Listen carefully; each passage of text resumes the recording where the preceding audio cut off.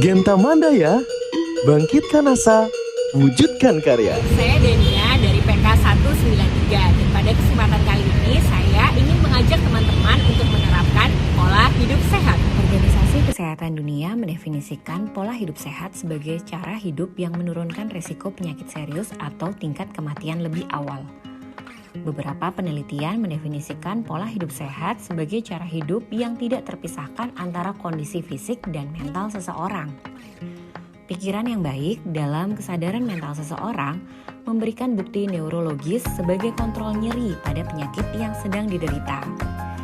Pola hidup sehat tidak hanya memberikan efek pada penurunan tingkat risiko kematian, namun juga memberikan kebahagiaan.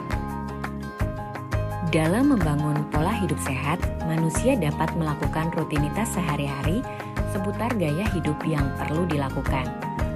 Perubahan pola hidup adalah salah satu cara untuk menyembuhkan penyakit dan meningkatkan kualitas hidup seseorang.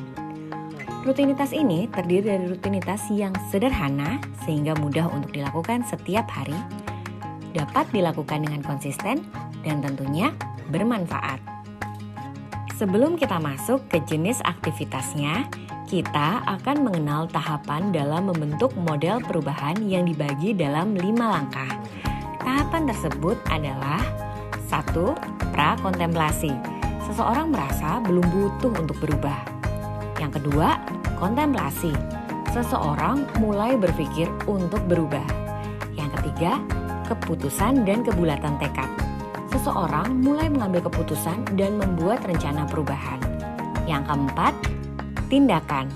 Seseorang mulai menerapkan kebiasaan baru yang telah direncanakan pada tahap sebelumnya. Dan yang terakhir adalah pemeliharaan. Seseorang mempertahankan tindakan yang telah dilakukan dengan konsisten.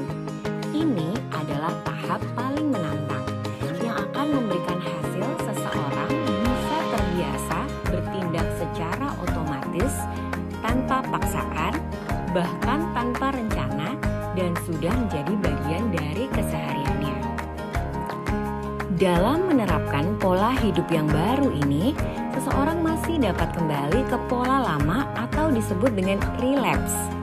Relapse adalah keadaan yang wajar, yang seharusnya tidak mengecilkan seseorang sehingga merasa gagal telah berjuang memiliki pola hidup yang baru. Orang bisa mengalami relapse berkali-kali dalam memiliki pola hidup, sehingga tetap semangat ya kembali ke track yang benar secepat-cepatnya. Selanjutnya, kita akan mengulas tentang aktivitas yang bisa dilakukan sehari-hari dalam membentuk pola hidup sehat. Terdiri dari aktivitas fisik dan aktivitas yang bertujuan pada kesehatan mental. Aktivitas tersebut yaitu bergerak aktif yang bisa dilakukan setiap hari dengan ketentuan berolahraga selama minimal 30 menit setiap sesi atau 300 kilokalori setiap sesi.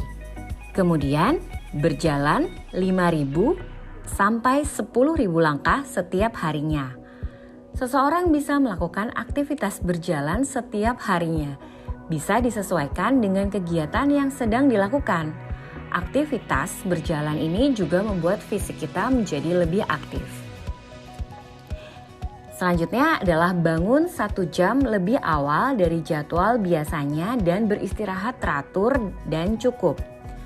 Individu yang melakukan aktivitas bangun lebih awal dapat mengurangi potensi depresi karena bangun dalam keadaan yang lebih tenang, lebih baik, dan siap memulai hari.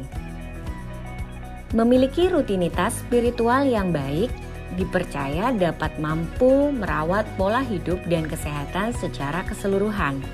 Dalam hal ini, memiliki kepercayaan mampu memberikan dukungan sosial dari luar maupun dari dalam diri.